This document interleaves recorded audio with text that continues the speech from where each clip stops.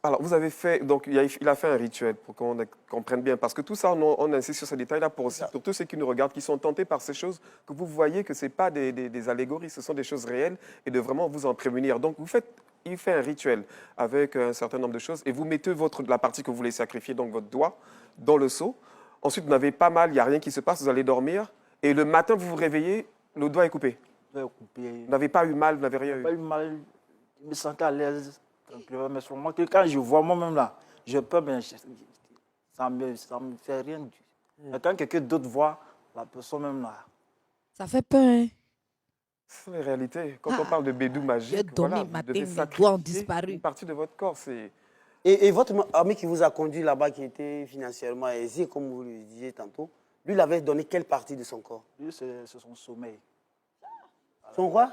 Sommeil. Son sommeil, donc, il n'a plus sommeil. Il ne dort plus. À partir de 6 heures à 7 heures, de 6 heures à 18 heures, il dort.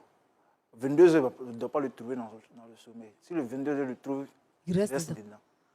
Donc, à partir de 18 heures, quand à minuit, il chauffe. C'est-à-dire que non, il fait ce qu'il veut. Il a l'argent. Wow. Quand vous dites financièrement, qu'est-ce qu'il avait au fait? Je veux savoir. Bon, il avait des voitures? Il avait des voitures, il avait des... Bon, dans les endroits où même là, les gens ne doivent pas partir, franchement, il va là-bas, puis... On va revenir à vous-même directement. Donc, vous vous réveillez, votre doigt est coupé. Ensuite, qu'est-ce qui se passe? Je me réveille, mon doigt est coupé, parce que automatiquement, je m'attendais à ça. Parce que ici, aller faire quelque chose, non, automatiquement, quand c'est coupé, non, je m'attendais à ça. Parle un peu fort. Non, donc, automatiquement, je m'attendais à ça. Parce que quand je suis arrivé, quand je suis allé dormir, puis je me suis levé, puis j'ai vu mon doigt coupé. Donc, je me dis que non, ça marchait. Voilà. Donc, je me dis que ça marchait pas. Ils étaient contents, mais quand les gens voient mon doigt, même, ils ont peur de moi. Mais moi-même, déjà, je suis content parce que je me dis que non, je vais avoir... Les sous. Les sous. Voilà. Et alors, est-ce que vous avez eu... Comment ça s'est passé? Vous avez eu l'argent? Vous n'avez pas eu l'argent? J'ai eu l'argent dans mon bédou. Alors, pour ceux qui ne savent pas, parce qu'on nous regarde un peu de partout, le bédou, c'est le portefeuille. Hein. Portefeuille. On appelle portefeuille magique. Portefeuille magique. Dans le bédou, il y a au moins 305 francs. Donc, dans votre portefeuille, il n'y avait rien au début? Il n'y avait rien au début. Maintenant, chaque jour il y a 300 000 et 5 francs en plus. 5 francs.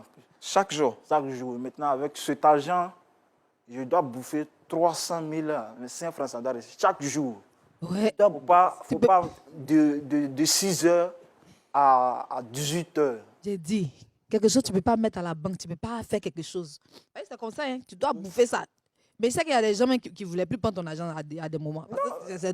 Bon, il y a des gens, bon, c'est pas. Ça veut dire que les 300 000 là, vous devez les dépenser chaque jour. Vous ne pouvez pas épargner un petit peu de cet argent. C'est une obligation d'épargner. Vous ne pouvez même pas investir, acheter une voiture, construire une maison. Non.